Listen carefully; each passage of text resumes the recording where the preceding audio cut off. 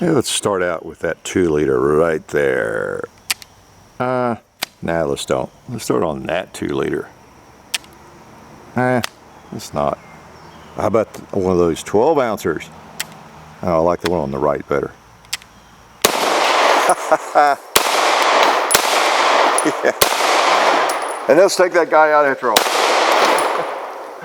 Nice. Woo! Explosion. Cool. Oh yeah, Hickok45. I have a Lionheart LH. Let's see what it is. LH9C. All right. You might have seen the bigger models. This one's the compact model, and it takes smaller magazines like this. Oh, it's cocked already. Let's put the safety on. Cocked and locked.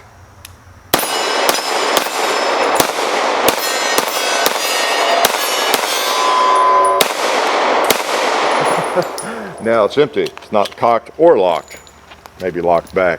Yeah, this is the Lionheart, the compact model. You might have seen the others. You might have seen this one. It hasn't been out all that long, these guns. I think they're introduced at SHOT Show 2013, but I don't believe they were widespread on the market really until in recent months maybe.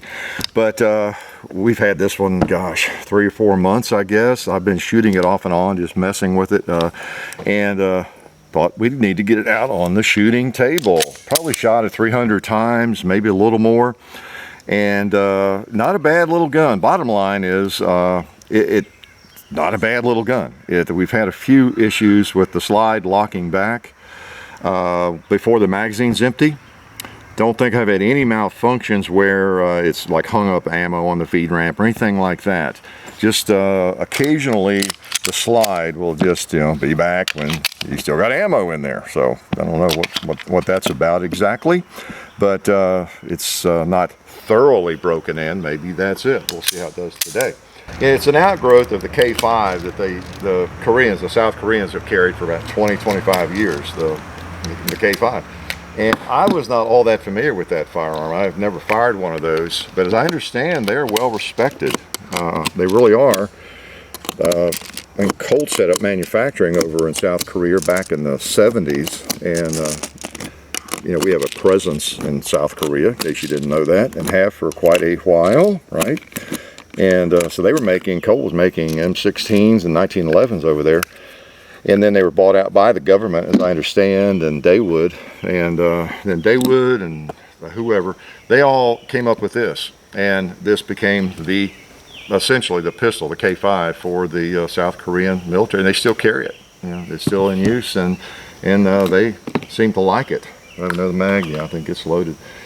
So it has history, a long service history of being an effective and a well-respected pistol. So just because I was not familiar with it doesn't mean that much, right? I don't know about every firearm. If you look at it, you can probably tell, for those of you who know firearms, it looks a little bit like the old 5900 series of the Smith & Wessons, which I was never particularly fond of, to tell you the truth. Like the Model 59 and 5906 and all those different models that came out, I just was never crazy about automatics. Semi-automatics from Smith & Wesson. I've always loved the revolvers, but just wasn't. It's also got a little Browning high power in its history. It's and P38. You can see a lot of guns in it, and we're going to talk about the action. Definitely very different. Let's take a couple of shots. Let me show you something here. Now, you notice what I was doing when we started there. Let me explain what that foolishness was about briefly. I don't want to confuse you about the action, even if I'm confused about it, okay? Let's unload it. No, I'm not confused about it. It's just very different. You have a thumb safety, which is ambi, and you can carry it that way. You can even rack the slide with the safety on. So that's kind of a neat feature. I like that. It is, generally speaking, it's a double action to single action pistol. Okay, you put a round in. I'll let the hammer down. Oh, safety's on. Sorry. You put a round in, and you got a long pull, and then the hammer's going to stay back, of course, and then you got single action. Like a Beretta 92 or any of those. All right. The thing that's different about this weird thing is when it's cocked, you saw me do it. You just push the hammer. That's kind of the decocker. You just push the hammer down and then you still fire it. How's that for strange? Okay, that's the decocker. There you go. It kind of goes back to double, see it's in single action mode, see the trigger? If I push the hammer down, it goes back to double action mode. How's that for interesting? Okay. Now one other thing though, when you do that, it becomes very light. You see how that operates? So when you do that though, you drop the hammer back down, it makes that trigger extremely light. Look at this, put my little pinky on there. I mean, it's just nothing. It's just nothing. It's almost the same, I would say. It almost doesn't change. It's almost still single action. You just have a little bit longer trigger pull. Okay, so that's interesting. We'll talk about that and see what you think we might use that for, if anything, or if that's the way you'd want to carry it. So now, how does it shoot? Seems to shoot okay. It's got a little bit different feel to it. You notice I got my Band-Aid on. I didn't cut myself shaving or anything. I didn't step on my finger.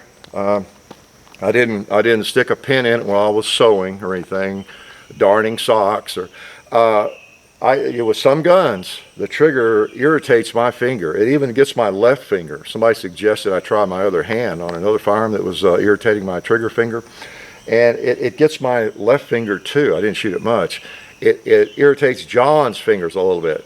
It could be the fact that we're such big, ugly people with long fingers. That could be it, but it kind of rubs in the wrong place there. So anyway, I wanted the compact model because I had already heard when I researched it and they contacted me that, you know, it's supposed to be a good gun. And I thought, well, give me one that would be more of a carry gun in case I like it, in case it, you know, really, I find it fascinating.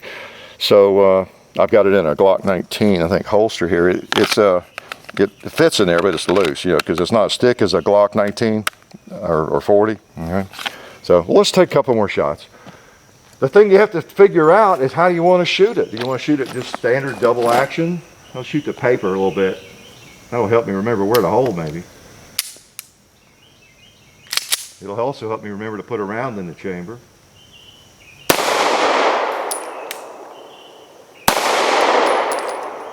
Those are printing a little above the...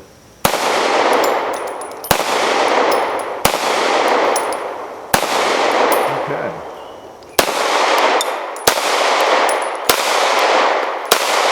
Yeah, kind of a 6 o'clock hold. I like that. I was thinking you had to hold a little bit higher. My extra mag, there it is.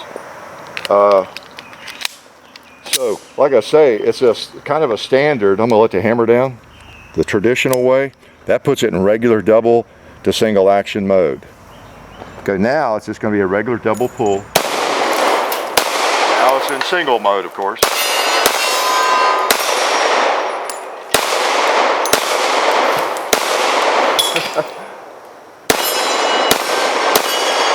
Pretty good little shooter, I have to say. Feels pretty good.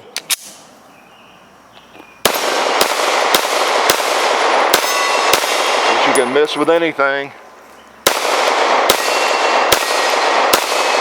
I'm very proficient at missing with any firearm. You want to show me? Let's go into that, it's called double action plus mode. Knock the hammer down. You notice too from the way we started the video, you have the capability of just cocking it with the trigger, and now it's single, essentially single action. Put it on target. Close her up. Now to get that hammer to cock, I am using almost no pressure. I mean just touching the trigger, and it puts it back there, and then it's basically just in your regular.